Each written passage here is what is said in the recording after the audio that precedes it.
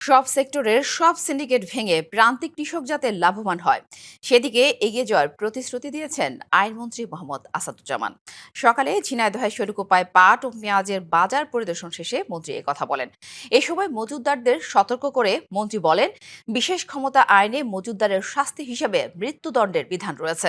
সুতরাং যারা মজুতদারি করবেন তারা ভেবে চিন্তে করবেন। বাজার পরিদর্শনের সময় রাজনৈতিক নেতাকর্মী সহ পুলিশ কর্মকর্তা ও অন্যান্যরা উপস্থিত ছিলেন।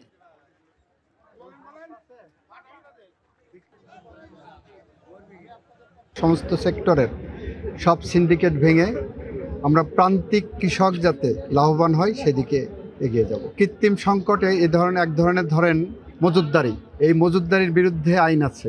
আপনাদের অবগতির জন্য জানাচ্ছি, 1974 সালের বিশেষ ক্ষমতা আইন যেটা করে দিয়ে গেছে, সেখানে মজুতদারের সর্বোচ্চ শাস্তি মৃত্যুদণ্ড। নগদ নিয়ে এলো হার না মানা হার অফার। সর্বনিম্ন 10,000 টাকা রেমিটেন্স নগদে পাঠালে থাকছে স্বর্ণের হার জেতার সুযোগ।